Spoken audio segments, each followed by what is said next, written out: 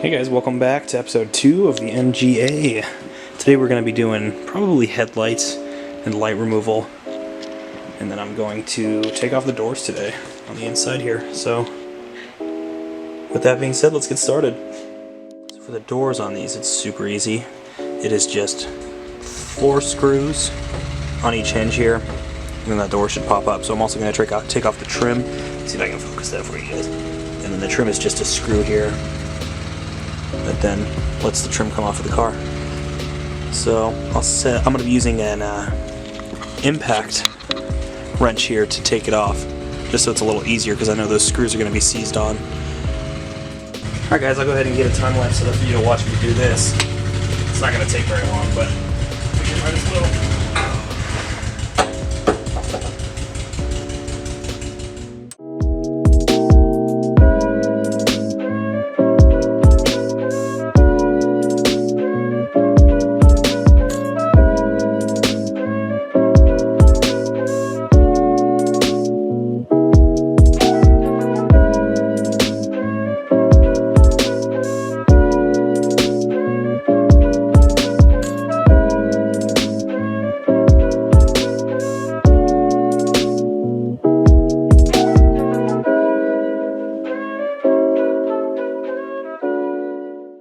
Alright, well that was a pain. One of the last screws on there was galled on there. So I had to keep impacting and man, that was tough to get off. So what I'm going to do now is take apart this door panel, get it all completely bare down to metal so that it'll be ready to be stripped and painted. Alright guys, here we go. I'll set up another time lapse for you to watch this one.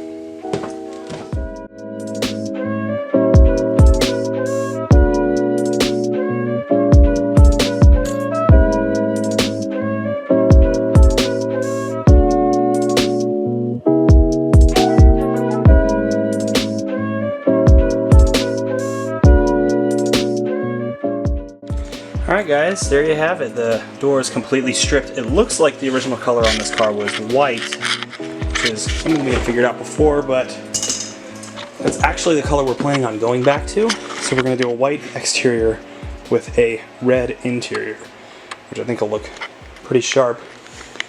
Another interesting thing about these cars is they actually use American bolts, so like 5/8. They don't use the metric system. So if you're ever working on one and confused why metric isn't working, it's because the British actually did not use those yet when they built these cars. So I'm going to go ahead and pull the other door off. I'll save you guys a time lapse, and then when I'm done I'll meet you back here. See you guys in a few minutes. So that one was significantly easier. That took about 2 minutes to take this one off, which normally it should. Another thing you want to be careful of when handling these doors is that they're made of aluminum. So unless you want to pull dents on aluminum, I would suggest laying them down on a towel like I have underneath here. You can see, just to be super careful with them when pulling them off. So I'm going to go ahead, get this door stripped, and I'll see you guys back here in a few seconds. Alright guys, so I went ahead and took off both the doors. And this one, like I said, was a lot easier to do. So what I went ahead and did was I bagged and labeled all the bolts that are used for this door, and then I saved all of the trim that I'll be reusing inside of the door, just because the stuff on these cars is so expensive if you ever want to replace it. So try and save anything that you can redo or recover with leather or paint, just because you're going to end up spending an absolute fortune on this stuff. So I'm going to go ahead and start on the lights. We're going to start with the front. I'll get you guys set up so you can see what's going on up there. Alright guys, so now we're going to take off this headlight here. So there's a little screw underneath here, a little flathead that you need to pull off before the headlight will come off. And it's just a lot of light prying after that to get this whole screw wasn't even the right size.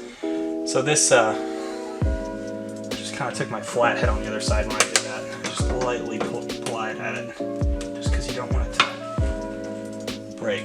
I know these also are supposed to be able to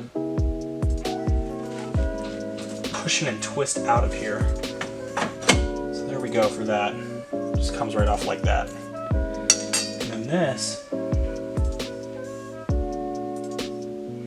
yeah, this one looks completely different than the other side actually, so it looks like I'm actually going to have to unscrew these here to get this headlight off, which is kind of interesting. Let's see if it'll twist now.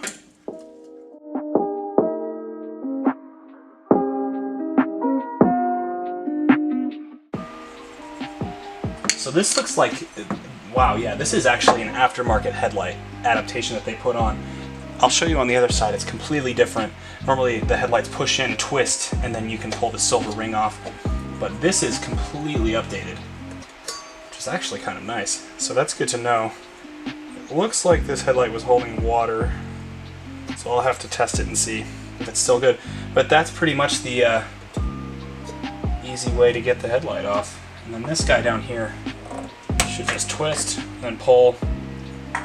There you go. This is actually all new on this side as well. As you can see, the whole housing for the light bulbs is completely new, which is actually really nice. Probably going to pull off the housing units for the lights tomorrow when I actually pull off the fenders. So I'm going to leave those on for now. We can actually go ahead and get started on the back. So before we get started on the back, I just wanted to show you. So it has these little screws here, and then it just kind of twists onto them, as you can see down there. There we go. And it comes off. So that's how it should be from the factory, but that side's updated. It looks like it's a lot easier to adjust if you want to angle your headlights, and that might be something I'm going to consider throwing on this one before I put it all back together. So let's go ahead to the back and get started on those. Alright guys, these look very easy to take off. I actually just did the passenger side one just to see how it all came apart, and it's literally just those bolts. There should be a second one on the bottom. Of course there isn't, because this is an old car. And then, oh wow, this one's actually hooked up correctly. So the other side was actually soldered onto the bottom of the light bulb.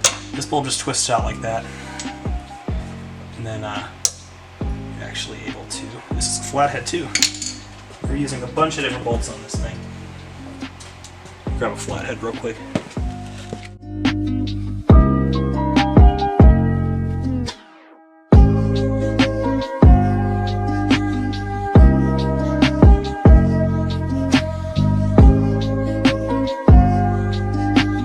And then these wires pull out of these so they don't break anything off.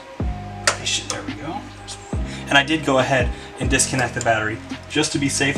I know there's only 6 volts running through this thing and the lights aren't even on, but with this wiring, honestly, it's not something I wanted to risk having a short out somewhere. So I went ahead and disconnected the battery. Well, I'm going to have these off. This one looks like it's going to pull out.